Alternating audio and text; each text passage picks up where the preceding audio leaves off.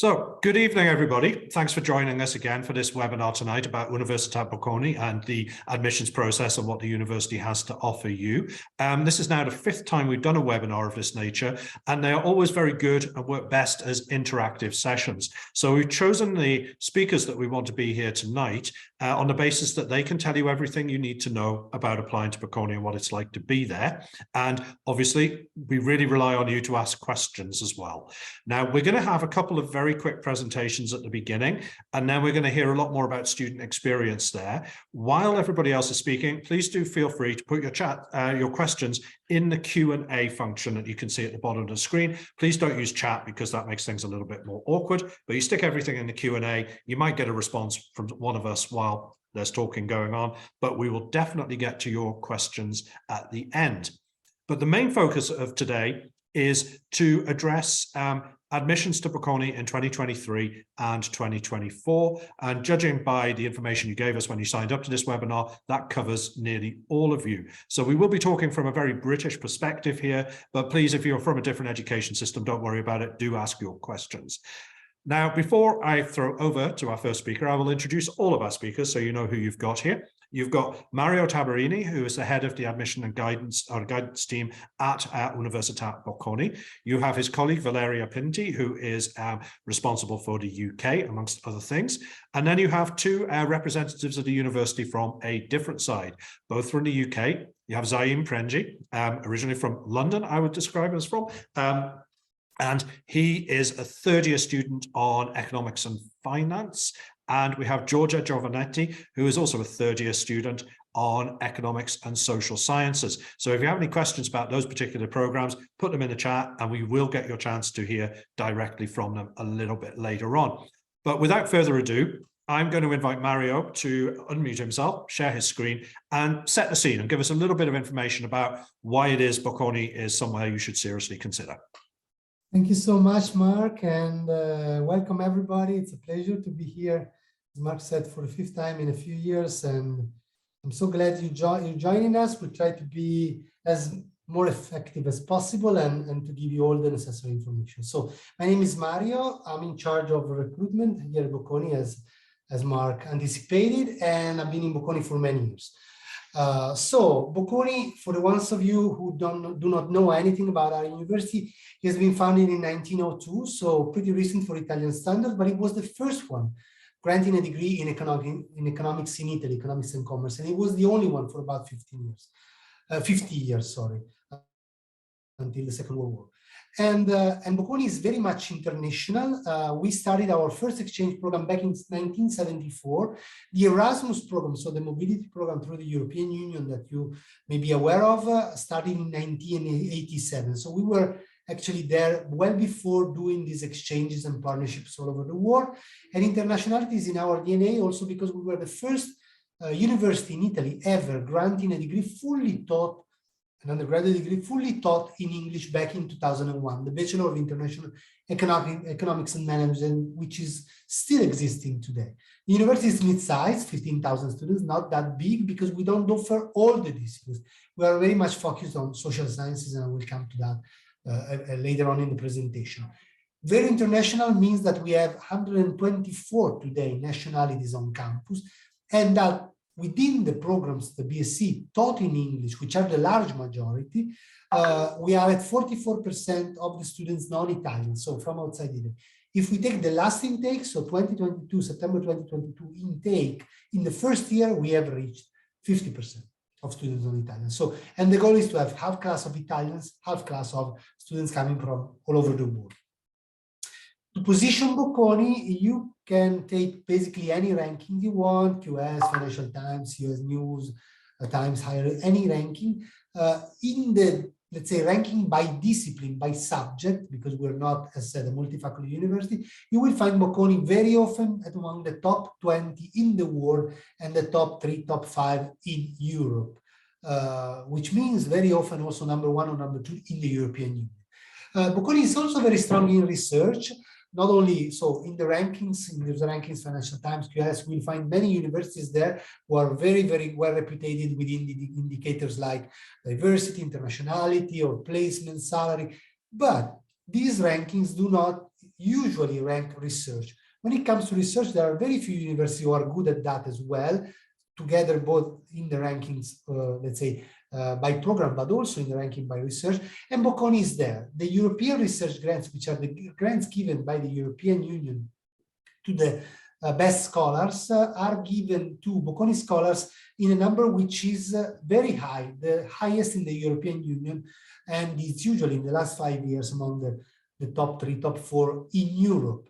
So Bocconi also is very well reputed in research, and you will find that also looking at the placement of our economic students in the PhD, in the top PhD programs in the UK and the US, or when you look at the placement of our finance students in the investment banks in London, it's very, very important to for the job market and for the universities to recognize the quality and the rigor of our education. Very international, I mentioned before, combines Bocconi quantity and quality. So quantity means over 280 partner schools for a total of 2,000 opportunities to go abroad every single year for Bocconi students. Quality means that in any, let's say, ranking that you may think of in any continent of the world, Bocconi is partner with all the top schools there, like the Ivy Leagues in the US, Princeton, Yale, Columbia, Cornell, Penn, other schools like, you know, in the US, Berkeley, Chicago, UCLA. UK, we exchange with LBS, LSE, Imperial, King's, and so on and so forth. So all the top schools in any country you may think are our partners. This gives the possibility to our students to spend a semester abroad in a top university and, you know, having a very full experience, which, you know, may allow them to have also a different view, a different method of teaching, living in a different country, and having also the same quality of the teaching in Bocconi. At the same time, it's an added value to our classes, because we welcome the same number of students from all these schools to Bocconi to join us and join our classes, and that contribute to the success of the courses and of our university. Bocconi is also very much connected to the corporate world. Bocconi was founded by an entrepreneur, Mr. Bocconi, back in 1902, as I mentioned before. He was an entrepreneur in the textile industry. Milan is very well known as a fashion capital. Its textile industry is a big business here. And he decided to put his money on education by founding the first university granting a degree in commerce and economics in Italy. The relation with the employer is so important. We have 4,000 employers very active on and off campus in giving opportunities to our students. In 2021, we had over 11,000 opportunities for internship and placement. So any single student get several offers actually. And we take advantage of our alumni network, which is today of 130,000 alumni all over the world, with all the chapters in the main cities in any country. For example, in London, we have the biggest chapter in the world with thousands of Bocconi alumni living and working there. That creates lots of networking opportunity, working opportunities, job opportunities as well. The placement is very good. We calculate the placement at the master level, not at the bachelor level, because the bachelor level, we have over 95% of the students who do go on and apply for a master. So they continue studies. So the placement is very good also at the bachelor, but the numbers are very small because of the reason mentioned. At the Master of Science, we have 96.9%, which is one of the highest rankings in the world by the Financial Times as a placement. But actually on the graduation day, over 83%, almost 84% of the students do already have a job, and they have to take a day off in order to graduate. Also, it's very international in the placement to our university, because 2/3 of our students work and live in Milan, about 1/3 in Italy, sorry, but 1/3 work and live abroad 1 year after graduation, meaning outside Italy. These are some of the top employers. You will see all the big names there, from consultancy to finance to industry, so all that stuff. And these are our fields of study. As I mentioned before, we are not a multi-faculty university, so we do offer only certain disciplines. So going from management to economics and finance. Then back in the early 2000s, we set up degrees in law. In 2015, we started political science, very successful program. And more recently, starting in 2017, we had a couple of programs more in the data science area, so computer science, data science, and mathematics for artificial intelligence. The offer of bachelor is this one. So it reflects the study areas that I mentioned in my previous slides. So basically, you will find the management course, which is the first one, international economics and management, the finance course, which is the second one, then arts management, very country specific, I would say, arts, culture, and communication management, economic and social sciences, which is our economics course. Then you have the two courses I mentioned before. One is a management course, but with a big part on computer science. So it's in between a business school combines the managerial, let's say, skills that you learn in Bocconi. Bocconi is a very super recognized business school, but also the more, let's say, quantitative aspects of data science, which you can find more often in a technology school, in an engineering school. And then we have mathematical and computing sciences for artificial intelligence. You study physics, economics, statistics, mathematics, and you model that for the artificial intelligence. That's a math course. So very, very different from the others, and very, very, of course, appealing for students who want to, look into that area of study, which is very, very relevant, I would say, today. We do have, as I mentioned before, international politics and government, so political science course. We started back in 2015. We have cooperation with all the best political science department and public policy schools all over the world. I was in charge in 2015 when we started this master in international activities, so the partnership at Bocconi, and they told me to create a network for the political science program because in this program the exchange is guaranteed. And I was worried, but in fact I found that Bocconi was well known within all the political science department because Bocconi has a tradition of civil servants, economics and politics are not that far. As a matter of fact, that program has become one of the most successful that we have at Bocconi. The new kid in the block is the Bachelor of Arts in Global Law that will be launched, it will start, it's already been launched, but it will start, the first intake will be September 2023 actually. And that is a 3 years, all the programs in Italy are 3 years by law. And this is a course in law which allows you to gain skills and abilities regarding the legal aspects. But it allows you to work in companies in the legal office. It allows you to take then other masters, could be in law or in political science, international relations, in management also, depending on your needs. And it's a very, very brand new course that actually is gaining lots of success, I would say, in these few months that we started promoting. Last but not least, the World Bachelor in Business, which is a 4-year program. It's it's been funded in 2013. It's a flagship program only for few students in 3 continents. And basically they get in 4 years, 3 degrees, accessing the job market of three areas of the world. The first year is in Los Angeles at the USC, University of Southern California, Marshall School of Business, constantly ranked among the top 10 in the US, sorry. Then the second year, it's in Hong Kong at the Hong Kong University of Science and Technology School of Business, again ranked among the top 2-3 in Asia. The third year in Bocconi, and the fourth year, you decide where you go. Basically, in 4 years, paying the fee of each single school, you get 3 degrees. So you pay much less than for a US degree, and you get 3 degrees and 3 different accesses to 3 job markets. So this is a flagship program only for a limited number of students. Competition is higher than for all the other programs, but it's very nice and unique.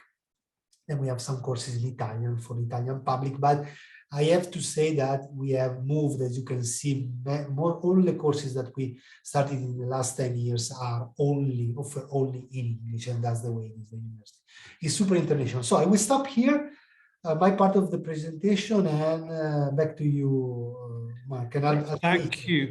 Thank you very much, Mario. So you've just set the scene there to give you an understanding of what Bocconi is, what it has to offer, what its place is really, I suppose, in Italy and the wider world, both between, students and the job market and so on, and why it teaches the way it does. Now, obviously, the bulk of your questions tonight are probably more around the technical issues of, I found a course I want to do, how on earth do I get in? We're going to get to that, don't worry.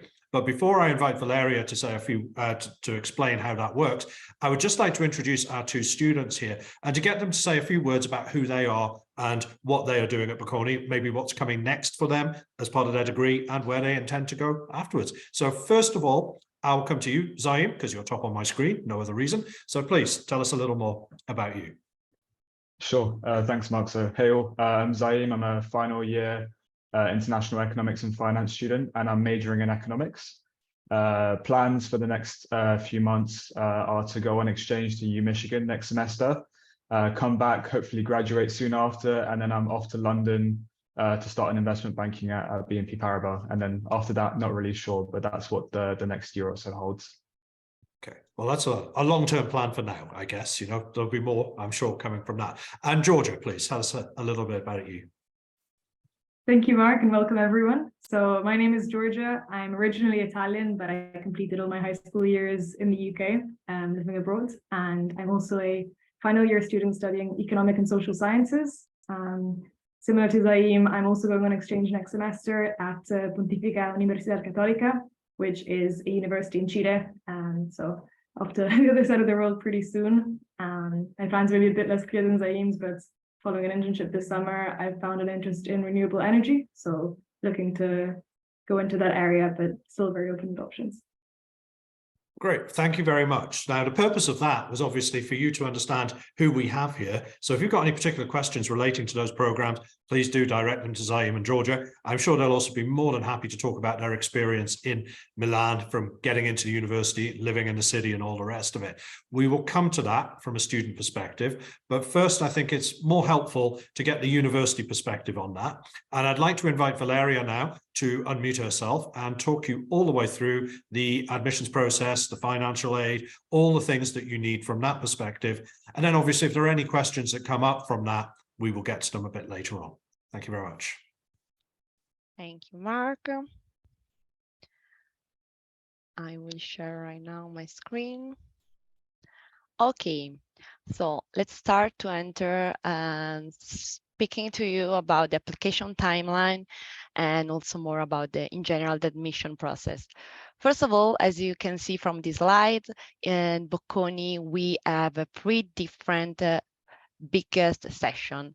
The first one is dedicated to the students that are enrolled in it's happened in the summer between their second to last year and their final year, and it's called early session. Then we have the winter session that it's happened, of course, in the winter, and the spring session that is the last one. So as you can see from the slide, the winter and the spring are dedicated to the students that are right now in their final year. And as I suppose you are right now, most of you are in their final year, these one are the session that you have to concentrate in, because the early session right now for the students that are willing to apply for the next September 2023, it's already gone. Another very important thing about this slide is the fact that 90% of the places are allocated during the early and the winter. This means that the spring session, it's a residual session. Only 10% of the places remains, and it means also that it's really, really competitive. So my suggestions, our suggestions, of course, if you are right now in your final year, is to try, of course, to apply during the winter session. This is the first suggestion. If you are, like, for example, in your second to last year, of course, sooner the better, try to apply during the early session.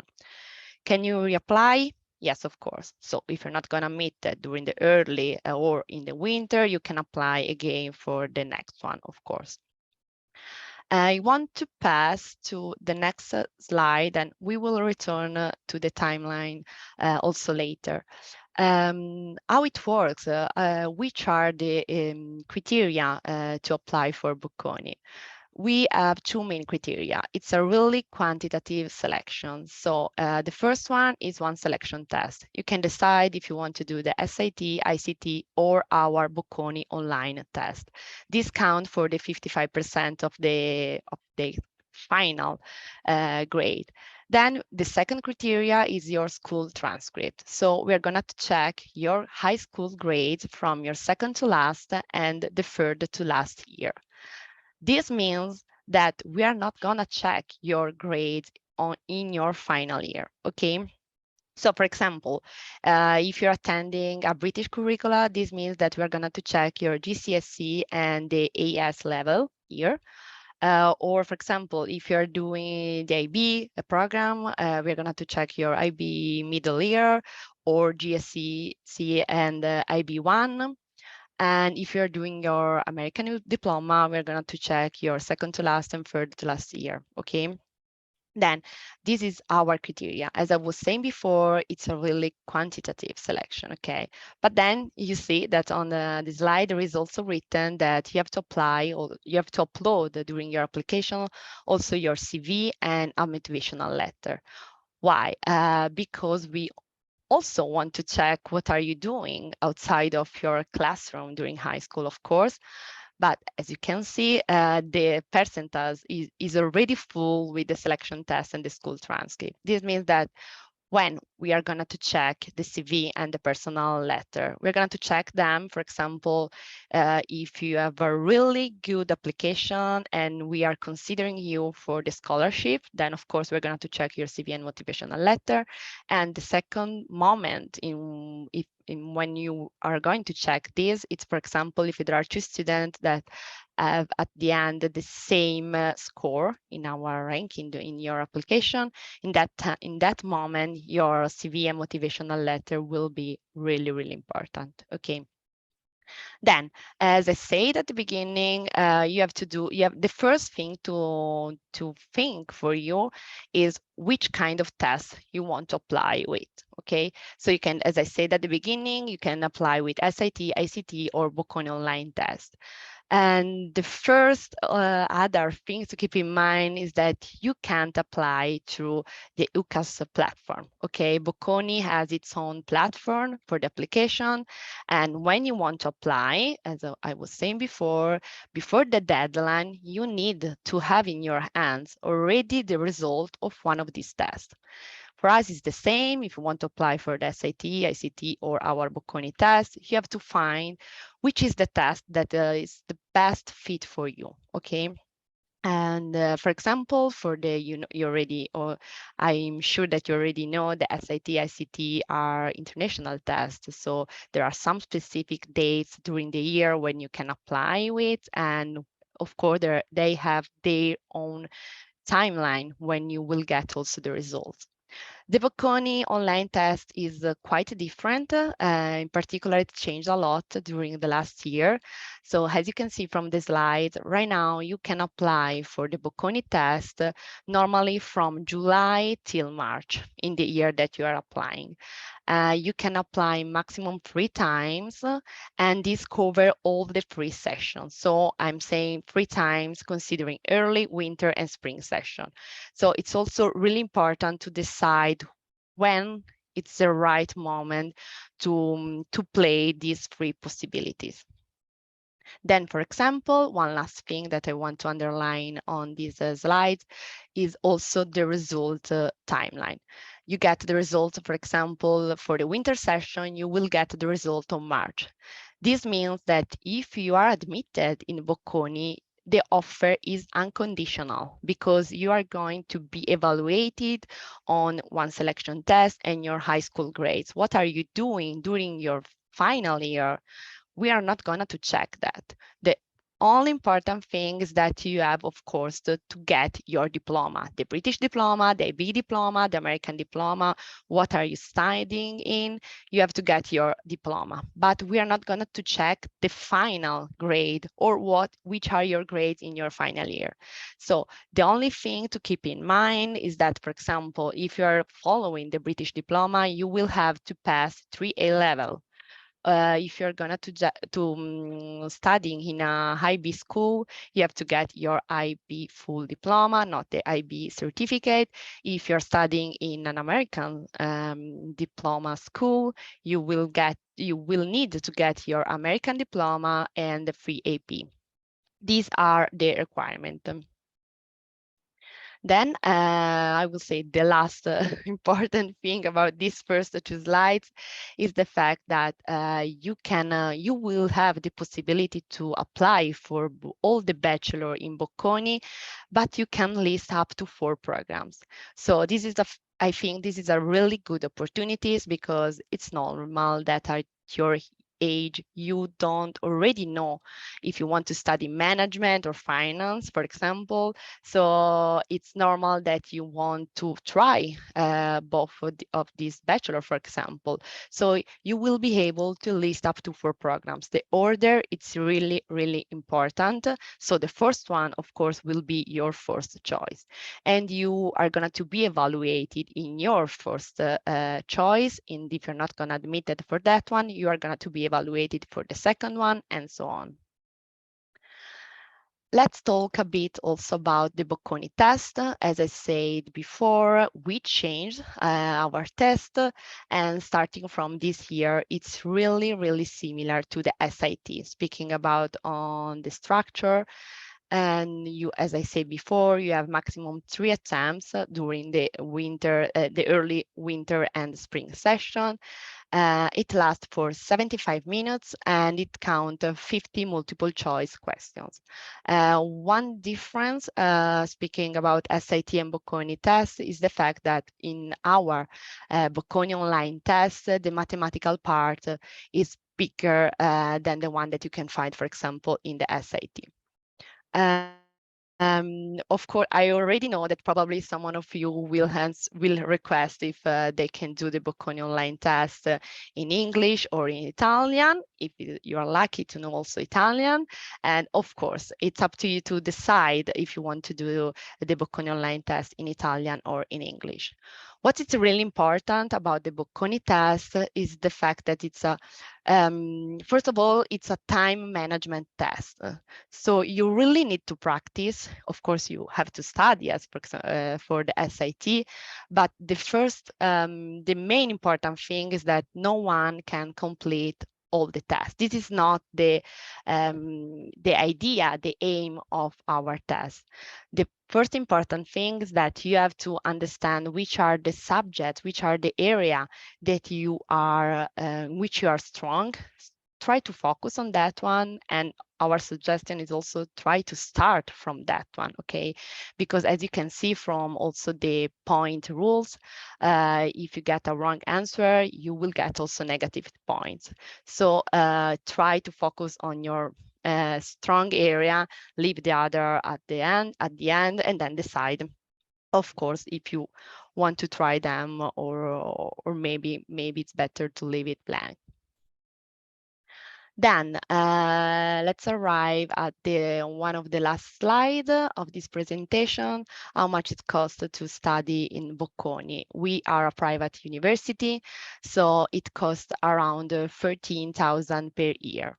As international student, because for us, you are international student in the moment in which you are getting an international diploma. Like, for example, Georgia is Italian, but she studied in UK. So for us, Georgia was an international student. So if you're applying as international student, you are automatically considered for 2 kinds of awards. One is the Bocconi Merit Award, and cover the it's cover all the tuition and fee.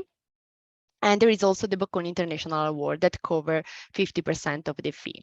In this case, we are going to check your application, your high school grades, your selection test score. We're going to check your CV and motivational letter, as I said at the beginning. So in this case, these criteria are really, really important. And you will receive the notification about the award, these 2 awards, in the moment which you will receive the result of your application, of course. Then there are, of course, some need-based scholarships. For this one, you will have to do a separate application. So in that case, you will have to provide to Bocconi University some particular certification, because the need-based scholarship, of course, is based on your family situation, on your family income. And of course, as you can see on the slide, there is a specific web page. There is a specific web page on our Bocconi site dedicated to the fee, the funding, and scholarship. And yes, I want also to underline that Bocconi campus is located in the city center of Milan. And so we are really lucky, I have to admit about that. We have a new campus that is in front of the old one, and with an amazing sports center. And maybe also later Georgia and Zaiim will tell you something about all our activities. And we have 7 dorms.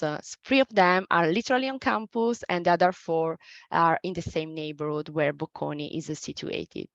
And there are different kind of accommodation. You can decide if you want to apply to request a single room or a single room in an apartment with other students, if you want to share the bathroom, or if you want to have your private bathroom. Of course, all these kind of different accommodation have this different cost. You will have to do a separate application for that, and normally it happens in May or April before to start the university. And with that, I can say that I finished my part of a presentation, and I can leave the word to you again, Mark. Thank you very much, Valeria. So there you have it. That was comprehensive enough. I am not surprised if you still have questions about this, because it is a complicated area and everybody's circumstances are a little bit different. So please do feel free to put your questions into the Q&A. And obviously, that's what the bulk of this session is all about. So from now on, we're basically going to try and answer any questions that you have. Now, before I get to your questions, I do have one of my own for Georgia and Zaiim.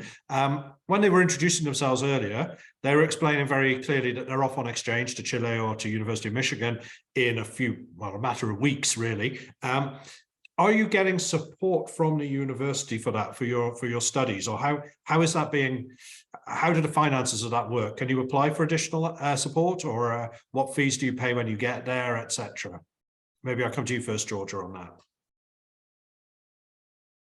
Sure. So in terms of financial supports, regardless of where you go in terms of geographical location, semester, etc., you always pay the fixed fee that you would in Bocconi. So from my understanding, that is individual right. Okay. things done with between Bocconi and the university. And then you have, depending on the region that you're going to, you have a coordinator that assists you in terms of visa applications, making sure that you can apply for the subjects in your university. And yeah, in terms of choice, you handle that yourself, but you do get the support that you need. Good stuff. And Zaiim, I guess that's similar for you, because I guess going to the USA without any kind of relationship is an expensive business, isn't it? So yeah, basically what Georgia said, I'm quite fortunate, because I think if I were to go to UMich just as a full bachelor student, I'd be paying like probably about 35,000 euros. But I just have to pay the Bocconi fees, which is really handy. And yeah, as Georgia said, you're sort of responsible for checking which courses you want to take, running them by the professors to see if they can be converted. But you always have some coordinator that you can direct questions to. You can meet with them on a weekly basis by arranging an appointment.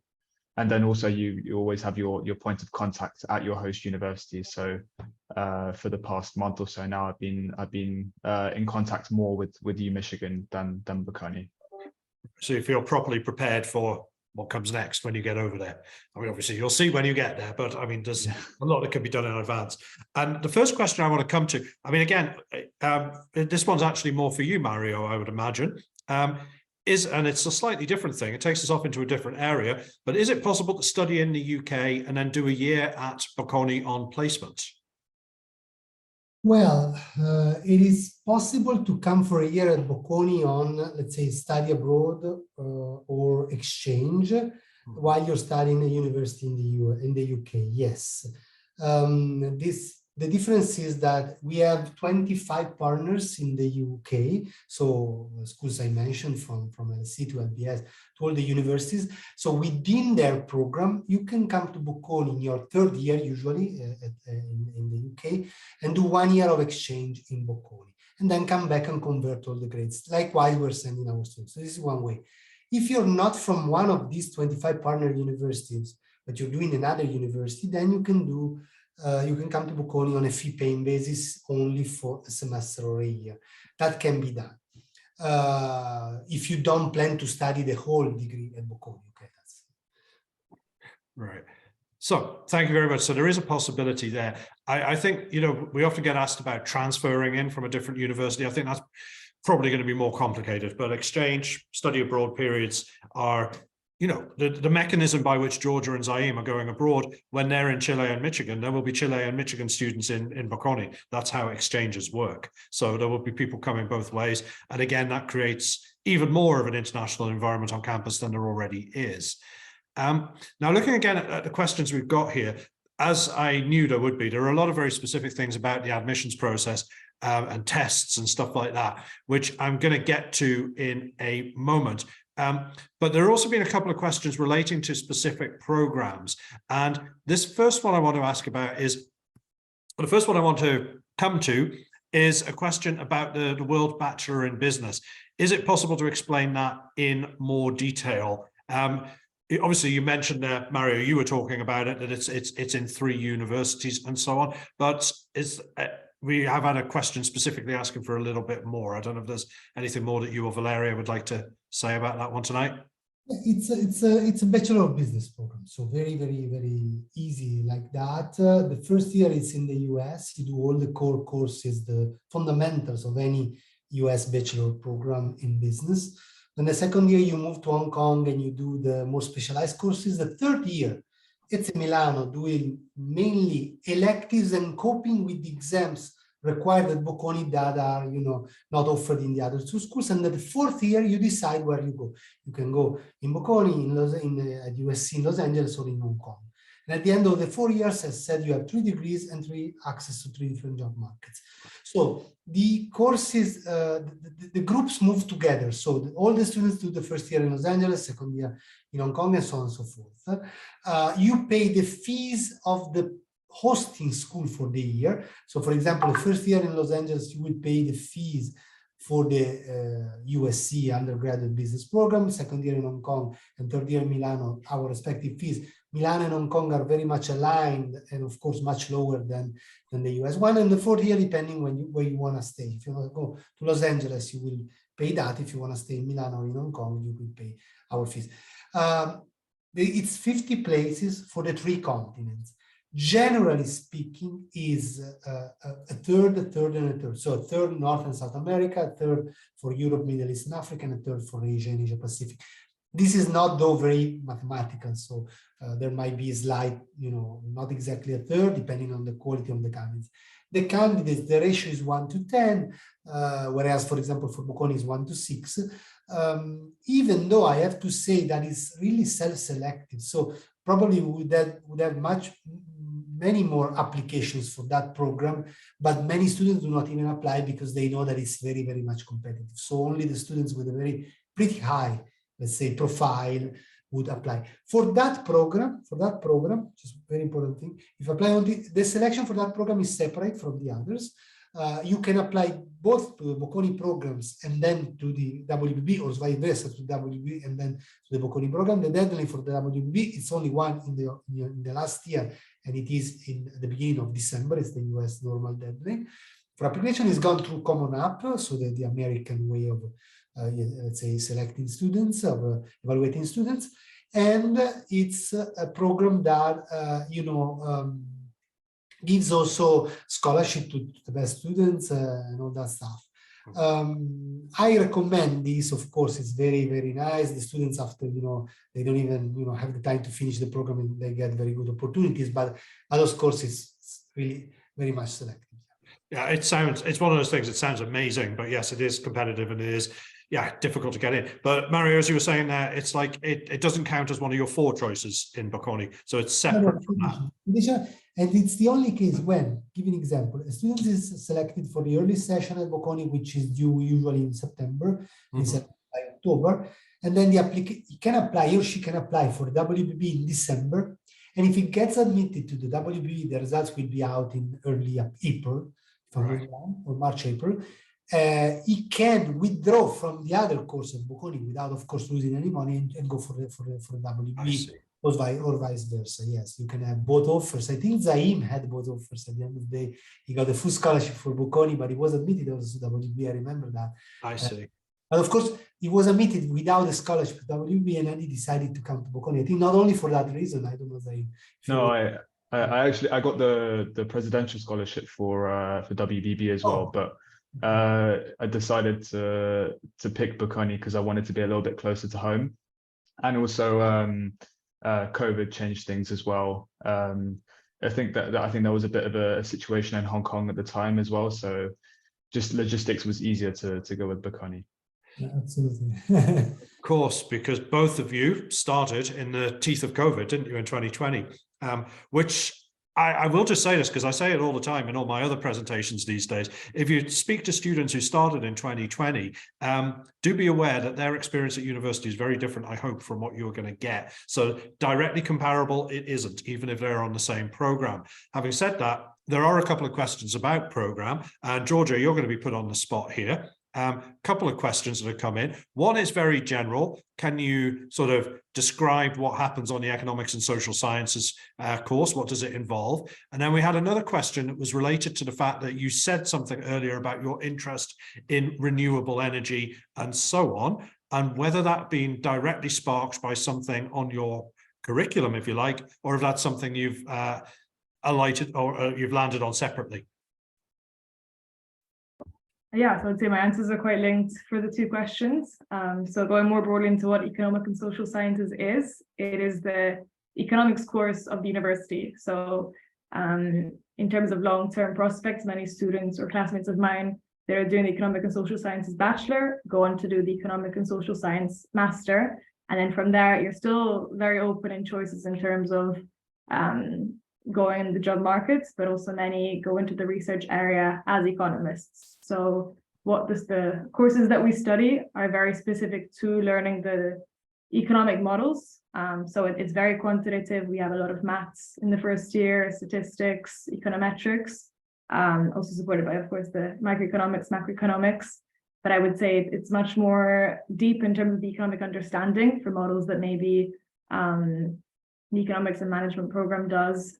Zaiim maybe is more similar to me, having chosen the economics major compared to the finance major for the finance program. But I would say that is the overall study program of economics and social sciences. Then my interest in the renewable energy sector kind of came from an interest in the insurance area. So that's where I did my internship, and the role I did came with renewable energy. I didn't directly study it in Bocconi. However, I would say a lot of what I studied was applied directly to the job.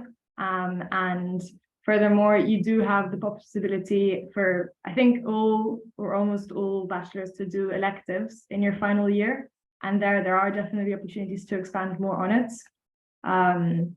And yes, so personally, I didn't choose electives that go directly with renewable energy, but for example, it is an area that I'm interested in. I am going to look into it further with my thesis. So you do have opportunities to develop it, but not to the specific programs of the economic and social science course.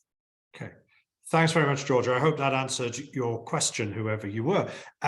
Now I've got this.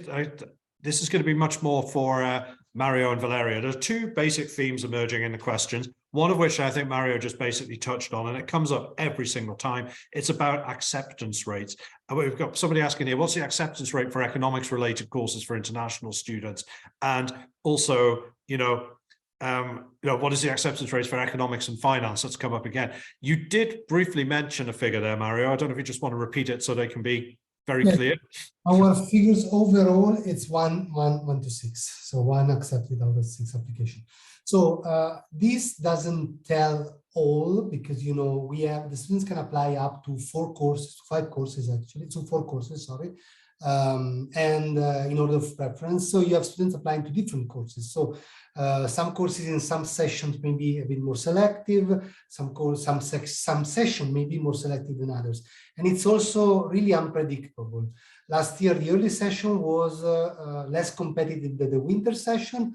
This year the early session has been very much competitive, so I don't know if the winter session will be more competitive. Also, it's very difficult. What is actually true is that the spring session, so the residual one that Valeria was mentioning, it's more competitive because of the very small amount of places available left at that selection. To give you an idea, also it's difficult for us to predict, because in the last 4 years, we 5 years actually, we doubled the number of international undergraduate applicants. Last year, early session, compared to this year, we went up by 28% in terms of applications. As you can imagine, it's very difficult to say, okay, this is the average SAT, this is the average GPA needed to come to Bocconi. It's very difficult. Of course, if you have an SAT which is below, let's say, 1300, 1350, you will have less chances to get admitted. This is for sure. So it has to be a competitive SAT, or of course the ACT over, let's say, I would say 32 or something like that. But these figures I'm giving, that, let's say, they don't tell all the truth. Is always very difficult. Also, the GPA has to be, say, pretty good because Bocconi is competitive. But again, we don't have the magic stick to see the next application, how will they go, and so on and so forth. No, it is very difficult. I don't like this question because I don't think it really says anything about your own individual chances. I mean, obviously, these are statistics that universities can quote, but they are dependent on the wider pool of candidates in any one year. And we've no idea who those people are going to be. Clearly, there's no magic answer that means if you are borderline, you're suddenly going to become brilliant. So, give it a go. But, putting all your eggs in one basket is an unwise strategy anywhere, I would say. But Mario, I do just want to pick you up on one thing you said there. Maybe, I don't know, Valeria, you can come in on this as well. 28% increase in the number of applicants in the early session. Did you increase the number of offers that were made in the early session, or were they kept broadly similar to the previous? No, we did not. We did not. This was a big decision. Because, the current structure is to give out roughly the 45% of the places in the early session, 45% of places in the winter session, and 10% in the last session. This is a general idea, and of course, it's not precise to the detail. So we couldn't be, exaggerating with this session, even though the downturn of this is that we had pretty good candidates who were not admitted, which is pretty sad for us, but we had to maintain. Of course, in the future, if the trend of the early session will be continuing, to increase, then of course we may think of giving more spots in the early session. That's for sure. Right. But for this year, it would have been unfair to, for the students who plan, for example, for the winter session only, and giving them telling them we are giving out more spaces in the early session, so decreasing their opportunity in the winter would have been unfair. So that's the decision for this year. Doesn't mean that the future will be like that. Okay. So I guess your early session this time around was a little bit overheated compared with previous years in that sense. More candidates, not necessarily more offers. But yes, we have to go through the whole cycle to know what impact that will have on the regular admission. So any of you looking for 2023, you can be reassured that there's still 45% of the places available in the window that's just opened. Yeah. Exactly. Right. Okay, now moving on from those questions about acceptance rates and all the rest of it, Valeria, I'm going to come to you right now because there are 3 or 4 in here about tests and entry requirements. The first one there is about, can AP results count towards the selection test process? Are there any requirements for AP results to be eligible? You did touch on this already. Was it you must have 3 APs, if I understood you correctly? Yeah, exactly. But I will explain this again because it's really, really important. As I said during the presentation, before the session deadline, you need to get in your hands 2 things: your high school transcript from your second to last and third to last year, and your test result, the one that you decided to take, of course. That one is what we are going to check in order to admit or not admit you. Okay, then when you will get the result, for example, you're lucky, you not got lucky, you were good, you're gonna to be admitted, then normally you have like 2 or 3 weeks in which you will have to confirm your place. Okay, this is the last thing you have to do during the application process. Then before to arrive in Bocconi, so normally during June, July, you will have to upload your final diploma, your diploma from your high school. And in that moment, we are going to check that, for example, for the British diploma, you need to pass 3A level, but we don't care about the subject. We don't care about the final grade of them. You have to pass them. For the American diploma, you need, of course, to get your American diploma and 3 AP. And for the IB, you have to get your full IB diploma. So only before to start Bocconi, you will have to upload this kind of document, but you are going to be already admitted based on your selection test and your high school grades as explained before. And there were also another question that I want to... There's a few in there, Valeria. Yes, exactly. Most are connected with your test and what score do you need to get in. So is there a minimum test you need on the Bocconi selection to be considered? Yes, to be considered, yes, it's 17. But when I say to be considered, really like they start to check on your application, but 17, it's really low, I will say. So it starts to be competitive. What we saw during the last early session, as Mario was mentioning before, is that we have seen a rise on all the test score. So speaking about Bocconi test, I will say that it starts to be competitive around 13.5. Okay, this is to give you an idea. So as always, this doesn't mean that if you get this result, you are automatically admitted, of course, because it's a balance. So we always check your school transcript. So if your school transcript are not so good, and this is you that you can evaluate this, it means that you have to push more effort on your studying for the selection test, of course. Right. So it's always a balance. Okay. And then there's a couple of questions relating to taking the same test multiple times or taking different tests and submitting your best one. Of course, you can do that. Yeah. So, and if you somehow do worse in one, which you did better in the previous attempt, your best score still counts. Yeah. Yes, of course. Speaking about the Bocconi online test, yes, of course, you can take, as I was saying, 3 attempts during the all the free session, and it's up to you to decide with which you will are going to apply. Of course, it has to be the higher.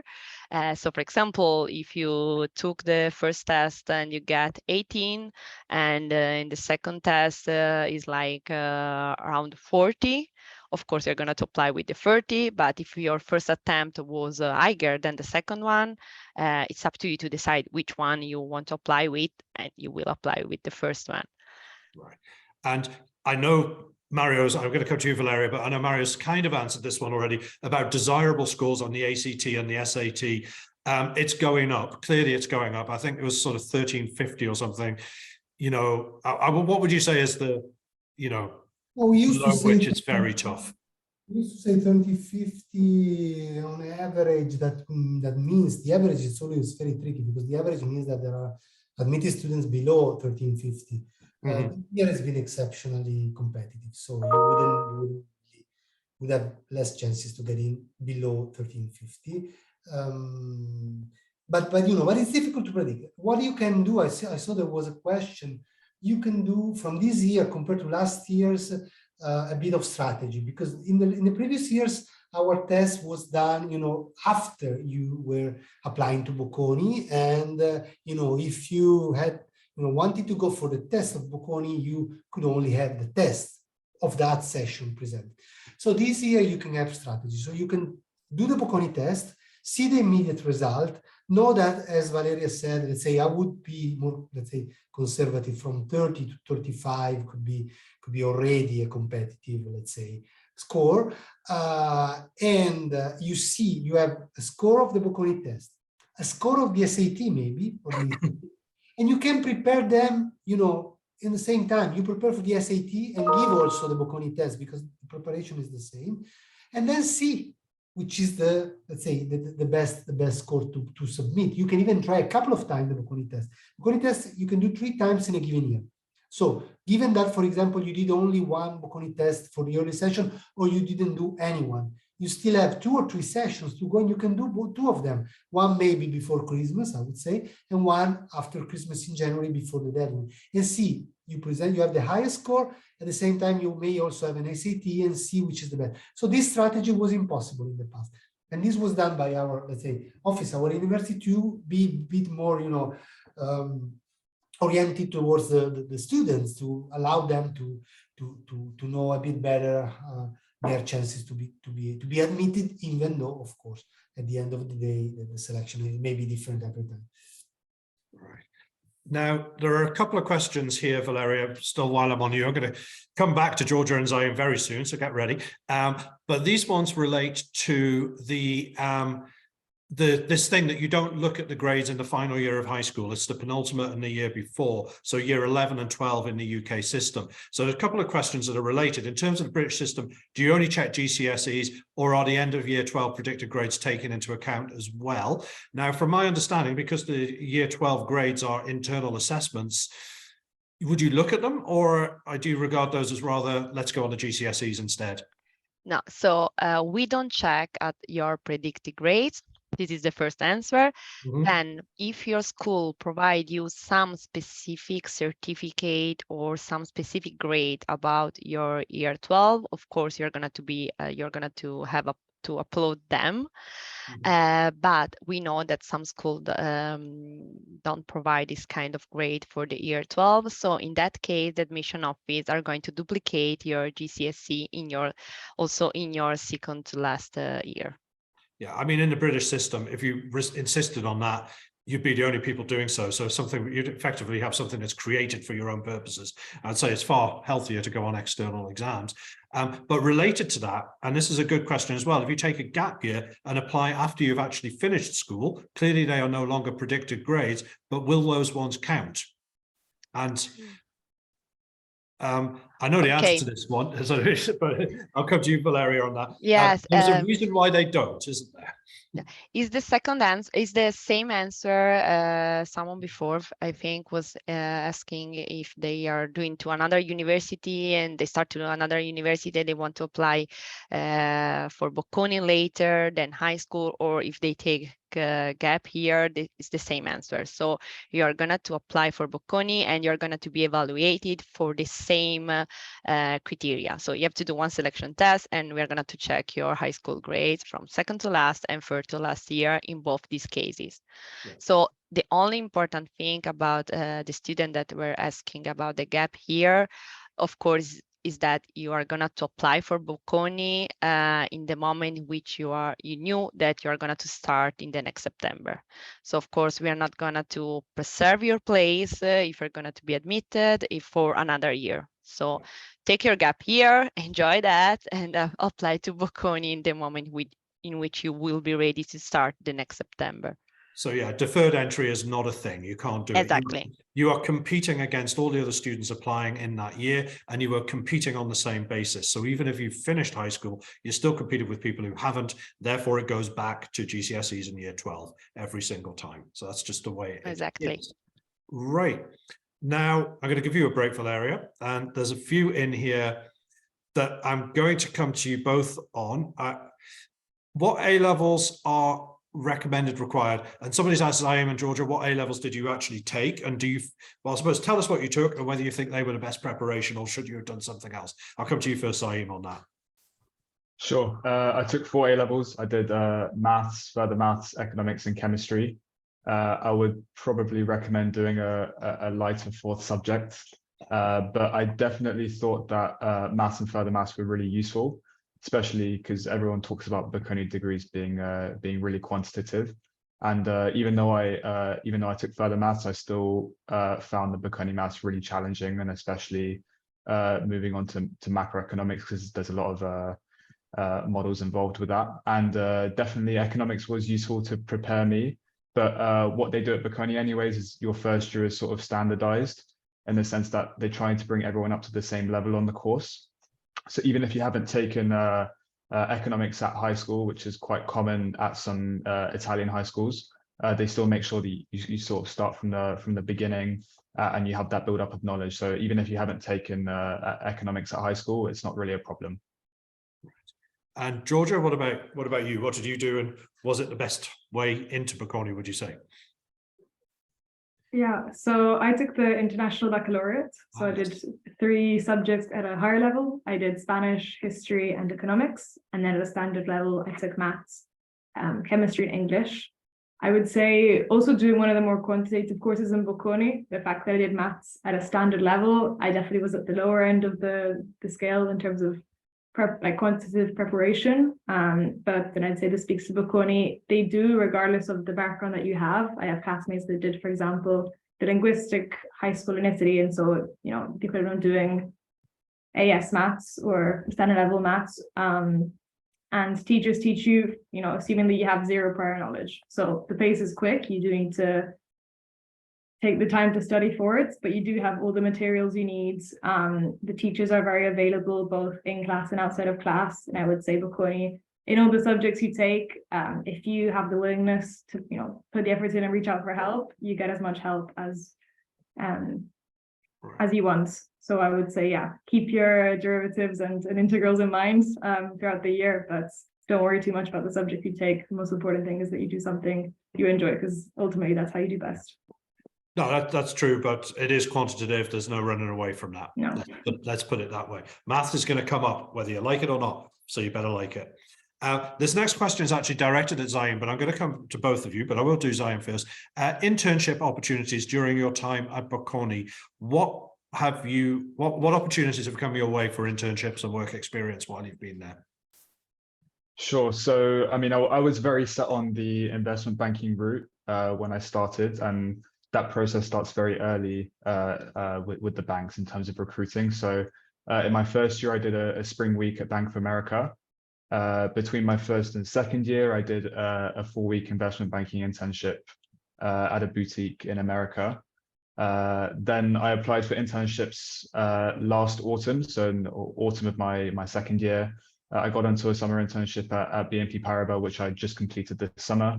And then following on from that, I don't have any more internships lined up for now, but I converted that summer internship into a full-time role, which is what I'm starting in August 2023. I sourced all my internships exterior to Bocconi, so I didn't use JobGate. But I'm aware that there's lots of opportunities on there, which is what Mario talked about. There's something like 11,000 opportunities on there, and you can go and search for it at any time. And I know that's how some of my friends have found their internships during the bachelor's. Okay. And Georgia, what about you? Have you had internships as part of your studies? Yeah, so I completed an internship this summer. I mean, this is not the first talk we've had, but it's the last time we spoke, I actually wasn't too clear on what I wanted to do. And I ended up doing working as an actuarial analyst, which is quite a quantitative role within the insurance sector. So I found that a lot of the stuff that I learned in class, I was actually able to apply on the role. And it was interesting that my internship was in London, and my manager did actually know Bocconi, and mentioned many times how you could see the application of past skills to the job. So I finished that. That was 10 weeks, and I've converted that as an official internship with Bocconi, which means that in my last semester I can actually take one subject less, which is a personal choice. Otherwise, I could just carry on with my choices. And then following from that, I don't have anything lined up for the immediate future, although I left on good relationships. But another thing that I would add is I did attend career fairs with Bocconi, and that's very interesting because you have a lot of top recruiters from top firms coming on campus that you can actually speak with one-on-one. You have a lot of students that go directly with their CVs to get very personal advice. And also in classes, you do have a lot of guest lecturers that come. And so that is another way of informally learning more about different job roles. And yeah, I think opportunities that you wouldn't get so easily outside. Right. Thank you very much. So that gives you a flavour of what those are about. And the final question I've got in here that's for the two of you, Georgia and Zaiim, is just how is the nightlife in Milan? I guess let's use that as an insight, as an introduction to the social side of things in Milan. And if you just want to talk briefly about your experiences of being a student in Milan outside of your classrooms, let's put it that way. And I'll come to you first, Georgia, because usually it's Zaiim. So. Of course. So I can say also a bit about where I lived in Bocconi. My first year was actually one of the student residences that's about 10 minutes away from campus, called Dubini, and there it was really, really international. And in my first year, when COVID permitted it, we would go as internationals together to the nightlife area in Milan. There's some areas, but one, for example, called Navi, is also very close to the campus, so near where many students live. And that was a very fun way to meet students from other bachelors and other year groups as well. I now moved with 3 of my old, I guess, residents, friends, living now 5 minutes away from Navi. And I would say Milan is a very, very social area. It is one of the main cities of Italy, but it isn't, for example, as big as London, which means that you can really walk ever you want. It's very accessible in terms of places to go, things to do, whether it's going to clubs or museums. There's always something to do for whoever you are. Okay. And Zaiim? Yeah, someone's asking all the important questions about university life, right? But yeah, talking about my experience, I started in first year just in a private apartment. I didn't get anything in terms of Bocconi residences because it's a very competitive application process. And yeah, after my first year, I've just carried on living in the same apartment. It's great location. Literally, I'm across the road from the university. Regarding nightlife, yeah, Navili is one of the hotspots, and just basically anywhere around there's great nightlife in Milan. As Georgia said, it's a very walkable city, so you can pretty much go anywhere. There's always lots of things to explore, and people are always looking for a good night out. So I've had a good experience in terms of the social life here. So you're not missing out on anything there. No. One final question on the sort of student life side of things, and I know that everybody here might have an opinion on this. What are the sporting options like at Bocconi? I mean, are you two involved in sports at all? Or have we picked the worst students to ask? No, I can go. So I play football quite regularly over here. About a couple of weeks, there's a nice pitch about 10 minutes away from the university. I go to the gym in the new sports center. It's run by Virgin Active, so it's pretty premium. Yeah, there's always lots of social events to do with sports at Bocconi. Last semester there was the intramural games, which I participated in, and they also have it this semester. And there's a few Bocconi teams to get involved in. With. So there's a football team, water polo. I think there's volleyball, basketball, and I think a lot of the training takes place within the sports center. So if you live near to campus, it's very easy to get to training and to get to matches. Okay. All right. Well, just for reasons of time, I'm going to move on and try and get through the remaining 6 open questions that we've got. There are a couple here that relate to GCSEs. Obviously, we've stressed the importance of these, perhaps more so with Bocconi than other universities because of the failure or not taking A-levels into consideration. Do you have any indication about what expected grades? And a related question about if you've done more than 10, are you allowed to omit one of them, shall we say, perhaps if it's a little bit weaker, or do you want people to declare absolutely everything? Okay, so no, first of all, yes, we need GCSE. So also if you add more than 10, you can't omit this part. This is the first answer. And speaking about the student that was asking about the requirement, the specific requirement for the score for GCSE, normally we don't provide this kind of information. But why? We already give a really specific idea of score that you need for the SAT, for the ACT, for Bocconi test. We know that all the schools are different, and also school transcript can be different. It's always a mix of elements. It's not only one element. It's a mix of test selection and high school transcript. So you know how you perform during your high school. We're gonna to check the second to last and third to last year. Also because of this, we don't want to check only your final year because we think it's a good idea to check all your progress during your high school.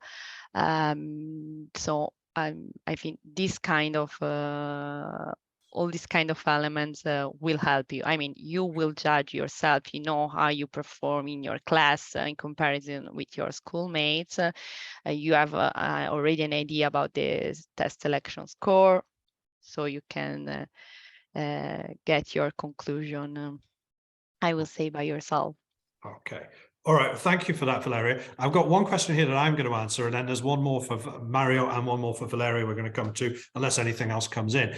If you are applying to UK universities and still need to wait to get your results before you are admitted, does Bocconi require you still to accept your place if you apply in the early or winter sessions? I guess what you're asking here is you're trying to keep your options open by applying in 2 different countries, and clearly the systems are very, very different, because Bocconi will give you an unconditional offer in effect, if you want to put it into UK words, whereas if you're applying to, I don't know, LSE or whatever, you're going to have to wait until August. I mean, obviously, you're going to have to confirm your place by paying a deposit and all the rest of it.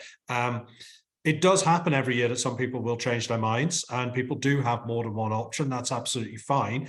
But you will still have to apply in that window unless you're prepared to take a gap year. So you're right. You could find, if you go into the early session, you might have an offer in September or whatever, or October, that you have to confirm a good 8-10 months before you find out what's going to happen in the UK because of your grades. And yes, you might lose out, well, you will lose out minimally financially there because of that. So it doesn't come up that much in reality, to be fair, because most people, once they get into Bocconi, realize they're onto a good thing and that's it. They're happy. So that's perhaps a bigger question in your imagination than it is in reality, I would say. But let's move on. I've got a couple here. This next one I want to come to you on, Mario. About how do you think Bocconi compares to other universities when it comes to teaching computing science? It seems like it's more of an economics and a management university based on the rankings you put up on your slide.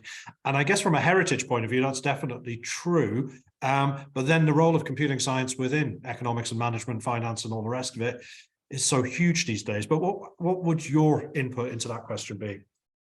Well, that's a very good question. What you said, it's exactly right. Bocconi has been for many years focusing mainly on economics management.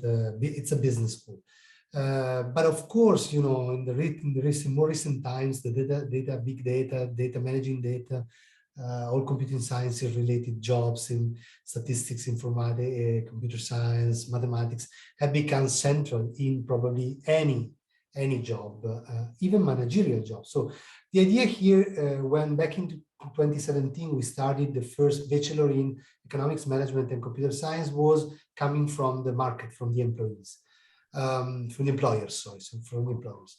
So in Italy, when you set up a new degree, you have to do many things, go through many approval processes. And one of them is the consultation of companies and saying, is it a degree that it's relevant, it's interesting, you want that, you need students and graduates who have been studying that? And the answer and the need for this type of profiles, which combine, you know, the managerial skills that you can learn in a business school, very well renowned, to the more, let's say, deep, let's say, knowledge of technical subjects. You have been hearing also from Georgia and Zaiim, which is not only in the computer science courses, but math, statistics are very much present basically in any of our degrees. So this combination put on the job market profiles which are more complete in a way for this type of jobs.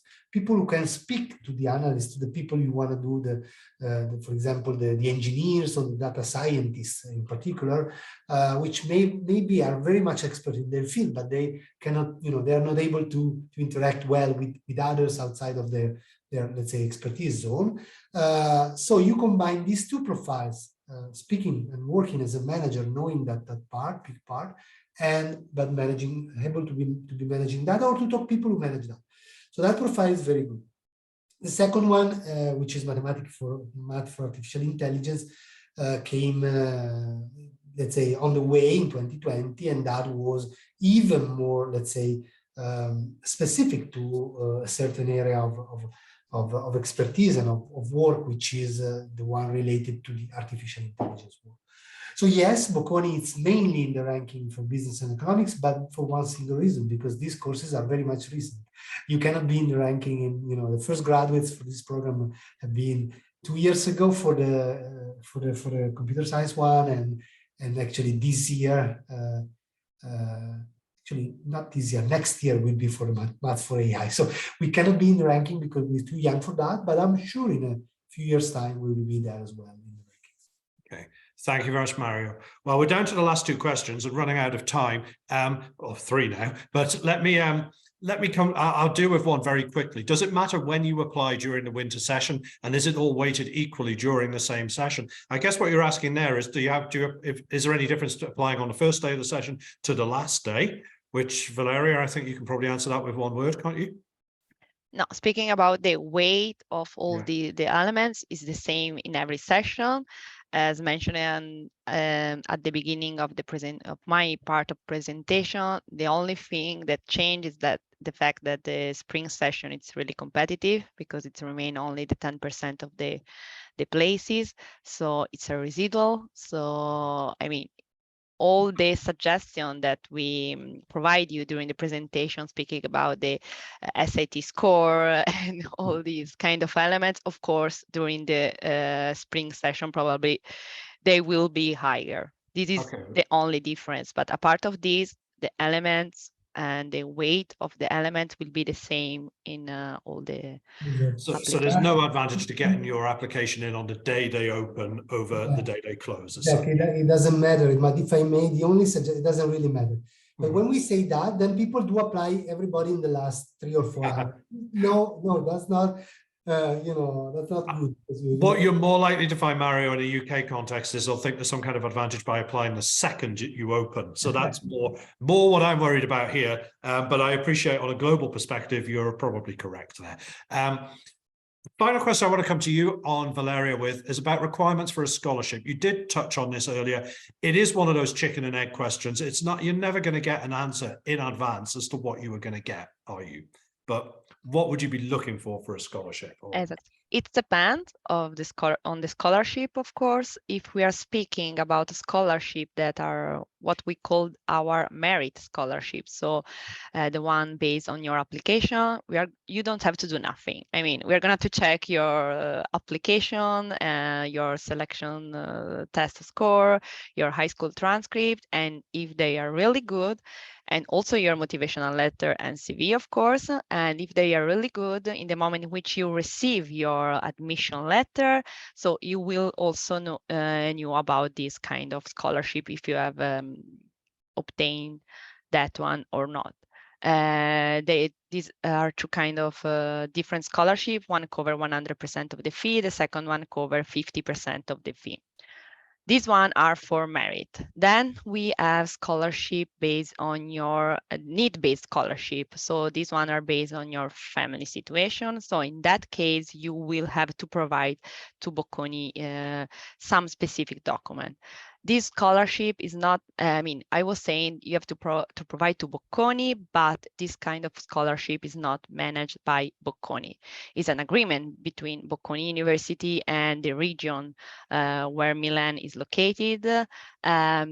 Every year they sometimes change some criteria, so you will have to check all the criteria about this kind of scholarship. You will have a specific moment during the year, so normally it's like during the spring, you will have a specific moment where you will be able to provide all the documents required. Of course, for the international student, you can receive both this kind of scholarship, but you can't sum them. So for example, if you have received the one for the merit, then you will receive, because of your family situation, also the one for the need-based scholarship. You will have to decide.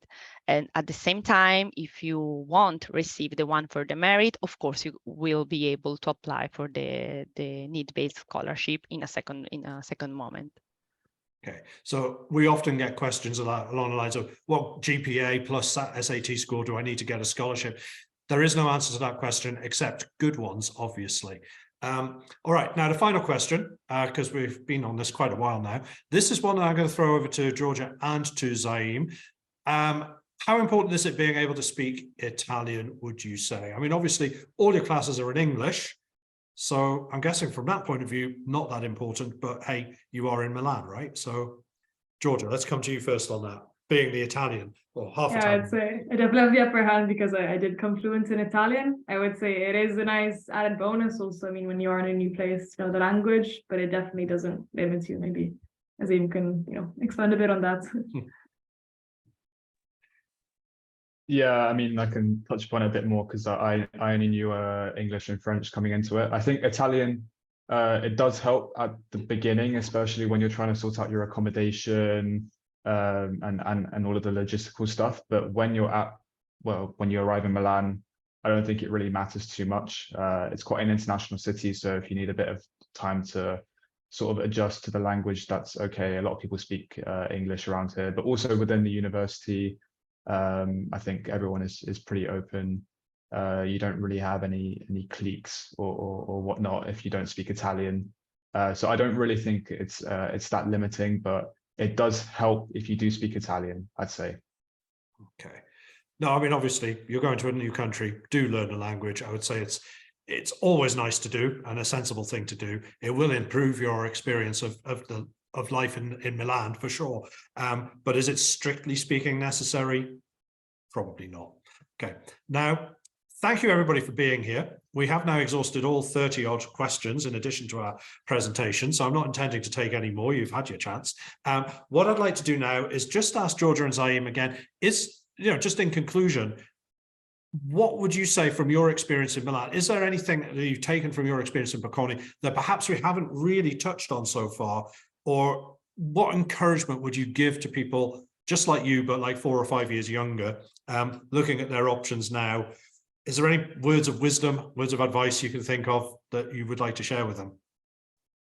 Zaiim, let's put you on the spot first there. Tough question. I think first thing is probably really think about what you want to get out of your university experience and what sort of degree you want to come out with. If you're looking for more of like a liberal arts or more of a quantity degree, what sort of cultural experience you want to have. If you want to be away from home, because it's a big thing to not have that support network around you if you go and do live abroad. But I think one thing is to really stress that Bocconi is very highly regarded in terms of the job market, especially within finance. I think it's probably one of the biggest feeders into London. I know it's also very well regarded within the US market as well. A lot of my friends who I know that are at US universities, they're always pretty amazed when I say I go to Bocconi, and it's always one of their top choices when they're looking at exchange programs. But yeah, I think sort of be adventurous, think about what you want to get out of your university experience, and yeah, Bocconi is just one of the top universities that you can attend. Okay. Georgia, anything you'd like to add to that or reinforce?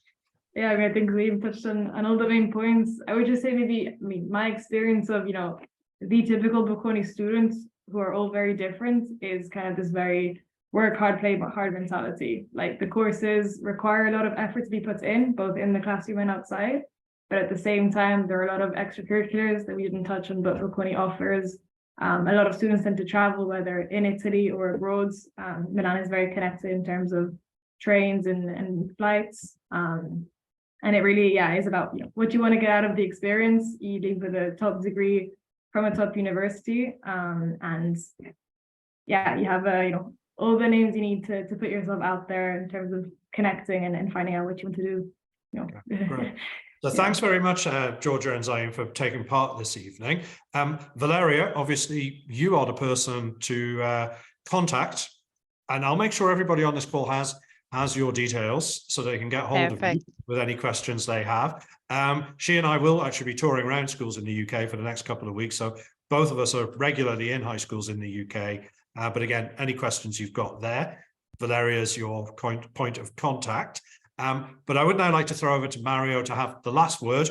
Anything you think we've missed or should say, or you'd like to reinforce as a final comment, please. Well, I think we touched all the relevant elements. I really want to thank Georgia and Zaiim because, you know, it's their added value here. You know, their experience from, you know, from the inside. They are they've been living what the potential, you know, Bocconi students for the future will be living in Bocconi. They took advantage of all, let's say, the assets that we have in the university, and they went out of their comfort zone by coming to different country to do the studies, different teaching methods. You know, it's really something that I suggest to everyone, independently from coming to Bocconi to another place. It's really the willing to study in another place to get, let's say, more experience, and at the end of the day get the profile much better and much also, let's say, desirable by the future employers and other people who are doing interviews for the job afterwards. So I think Bocconi, you know, it's there. It's among the top universities in the world. Sometimes I see students who, you know, in order not to get out of their comfort zone, they want to stay in their own country, maybe a top, not a top tier university. No, I would go for a very good university, even if it's not, you know, next door to your home. Yes, Bocconi is there for you, waiting for you. It's very international. I mean, we have our own campus, 5,000 students. We didn't mention that, coming from abroad. So it's really very and truly international. So really, that's also a plus. You don't want to be thrown somewhere in the world with no parachute. Here it's, you know, very well. We take care of our international students very much, and at the same time you live a different experience. So yes, we welcome you in Bocconi and look forward to hearing from you, meeting you. We have every week open visits to campus, so welcome anytime. Okay, thank you very much, Mario, for taking part, and Valeria, and also Georgia and Zaiim, obviously. I hope this session has given you all the information you need.